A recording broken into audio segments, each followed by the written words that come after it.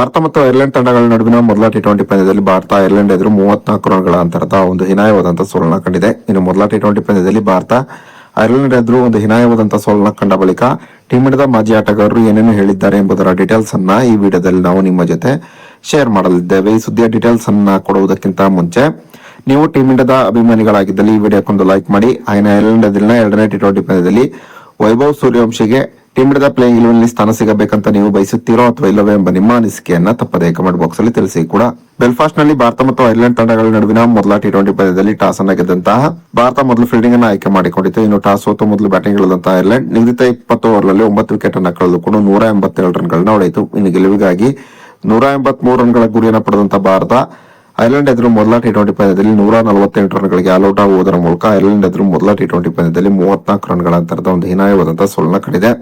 ಮೊದಲ ಟಿ20 ಪಂದ್ಯದಲ್ಲಿ ಟೀಮ್ ಇಂಡಿಯಾದ ಪರವಾಗಿ ವೈಭವ್ ಸೂರ್ಯವಂಶಿ ಪಾದಾರ್ಪಣೆ ಮಾಡಬಹುದೆಂಬ ನಿರೀಕ್ಷೆಯಲ್ಲಿ ಟೀಮ್ ಇಂಡಿಯಾದ ಅಭಿಮಾನಿಗಳಿದ್ದರು. ಆದರೆ ಮೊದಲ ಟಿ20 ಪಂದ್ಯದಲ್ಲಿ ವೈಭವ್ ಸೂರ್ಯವಂಶಿಗೆ ತಂಡದ ಪ್ಲೇಯಿಂಗ್ 11 ಸ್ಥಾನ ಸಿಗಲಿಲ್ಲ. ಬದಲಾಗಿ ವೈಭವ್ ಸೂರ್ಯವಂಶಿ ಮೊದಲ ಟಿ20 ಪಂದ್ಯದಲ್ಲಿ ಡ್ರಿಂಕ್ಸ್ ಅನ್ನು ಹಿಡಿದುಕೊಂಡು ಫೀಲ್ಡ್ ನಲ್ಲಿ ಓಡಾಡುತ್ತಿರುವಂತಹ ದೃಶ್ಯಗಳು ಕಂಡು ಬಂದವು. ಇನ್ನು ಮೊದಲ ಟಿ20 ಪಂದ್ಯದಲ್ಲಿ ಟೀಮ್ ಇಂಡಿಯಾ ಸೋಲನ್ನ ಕಂಡ ಬಳಿಕ ಪ್ರತಿಕ್ರಿಯೆ ನೀಡಿರುವಂತಹ ಟೀಮ್ ಇಂಡಿಯಾದ ಮಾಜಿ ಆಟಗಾರ ಸಚಿನ್ ತೆಂಡೂಲ್ಕರ್, ಮೊದಲ ಟಿ20 ಪಂದ್ಯದಲ್ಲಿ ಐರ್ಲೆಂಡ್ ಎದುರು ಭಾರತ ಸೋತಿದ್ದು ನನಗೆ ಅಚ್ಚರಿಯನ್ನ ತರಿಸಿದೆ. ಟಿ20ಯಲ್ಲಿ ಭಾರತ ಇತ್ತೀಚಿನ ದಿನಗಳಲ್ಲಿ ಒಂದು ಅದ್ಭುತವಾದಂತಹ ಪ್ರದರ್ಶನವನ್ನ ತೋರುತ್ತಾ ಬಂದಿದೆ.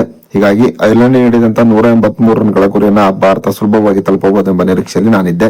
ಆದರೆ ಐರ್ಲೆಂಡ್ ಮೊದಲ ಟಿ20 ಪಂದ್ಯದಲ್ಲಿ ಒಂದು ಉತ್ತಮವಾದ ಪ್ರದರ್ಶನ ತೋರುವುದರ ಮೂಲಕ ಭಾರತವನ್ನ ಸೋಲಿಸಿದೆ. ಇನ್ನು ಮೊದಲ ಟಿ20 ಪಂದ್ಯದಲ್ಲಿ ವೈಭವ್ ಸೂರ್ಯವಂಶಿಗೆ ತಂಡದ ಪ್ಲೇಯಿಂಗ್ 11 ಸ್ಥಾನ ಸಿಗಬಹುದೆಂಬ ನಿರೀಕ್ಷೆಯಲ್ಲಿ ನಾನಿದ್ದೆ. ಆದರೆ ನನ್ನ ನಿರೀಕ್ಷೆ ಸುಳ್ಳಾಗಿದೆ. ವೈಭವ್ ಸೂರ್ಯವಂಶಿಗೆ ಎರಡನೇ ಟಿ20 ಪಂದ್ಯದಲ್ಲಾದರೂ ತಂಡದ ಪ್ಲೇಯಿಂಗ್ 11 ಸ್ಥಾನ ಸಿಗಲಿ ಎಂಬುದು ನನ್ನ ಆಶಯವಾಗಿದೆ ಎಂಬ ಮಾತನ್ನ ಸಚಿನ್ ತೆಂಡೂಲ್ಕರ್ ಹೇಳಿದ್ದಾರೆ. ಇನ್ನು ಟೀಮ್ ಇಂಡಿಯಾದ ಮತ್ತೊಬ್ಬ ಮಾಜಿ ಆಟಗಾರ ವೀರೇಂದ್ರ ಸೆಹ್ವಾಗ್ ಕೂಡ ಮೊದಲ ಟಿ20 ಪಂದ್ಯದಲ್ಲಿ ಟೀಮ್ ಇಂಡಿಯಾ ಸೋತಿದ್ದಕ್ಕೆ ತುಂಬಾನೇ ಬೇಸರವಾಗಿದ್ದಾರೆ. ಮೊದಲ ಟಿ20 ಪಂದ್ಯದಲ್ಲಿ ಟೀಮ್ ಇಂಡಿಯಾ ಓವರ್ ಕಾನ್ಫಿಡೆನ್ಸ್ ನಲ್ಲಿ ಆಡಿತು ಎಂಬುದು ನನ್ನ ಅಭಿಪ್ರಾಯವಾಗಿದೆ. ಟೀಮ್ ಇಂಡಿಯಾ ಐರ್ಲೆಂಡ್ ತಂಡವನ್ನ ಲಘುವಾಗಿ ತೆಗೆದುಕೊಂಡಿತು. ಈ ಕಾರಣದಿಂದಾಗಿ ಟೀಮ್ ಇಂಡಿಯಾ ಮೊದಲ ಟಿ20 ಪಂದ್ಯದಲ್ಲಿ ಸೋಲನ್ನ ಕಂಡಿದೆ. ಇನ್ನು ಮೊದಲ ಟಿ20 ಪಂದ್ಯದಲ್ಲಿ ವೈಭವ್ ಸೂರ್ಯವಂಶಿ ಭಾರತ ತಂಡಕ್ಕೆ ಪಾದಾರ್ಪಣೆ ಮಾಡಬಹುದೆಂಬ ನಿರೀಕ್ಷೆಯಲ್ಲಿ ನಾನಿದ್ದೆ.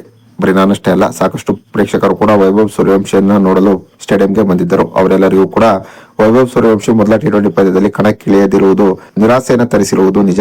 ಕಡೆಯ ಪಕ್ಷ ಎರಡನೇ ಟಿ20 ಪಂದ್ಯದಲ್ಲಾದರೂ ವೈಭವ್ ಸೂರ್ಯವಂಶಿಗೆ ತಂಡದ ಪ್ಲೇಯಿಂಗ್ 11 ಸ್ಥಾನ ಮಾಡಿಕೊಡುವತ್ತ ಟೀಮ್ ಇಂಡಿಯಾದ ಮ್ಯಾನೇಜ್ಮೆಂಟ್ ಗಮನವನ್ನು ಹರಿಸಬೇಕಾಗಿದೆ. ವೈಭವ್ ಸೂರ್ಯವಂಶಿ ಸದ್ಯ ಒಂದು ಅದ್ಭುತವಾದಂತಹ ಫಾರ್ಮ್ ನಲ್ಲಿದ್ದಾರೆ.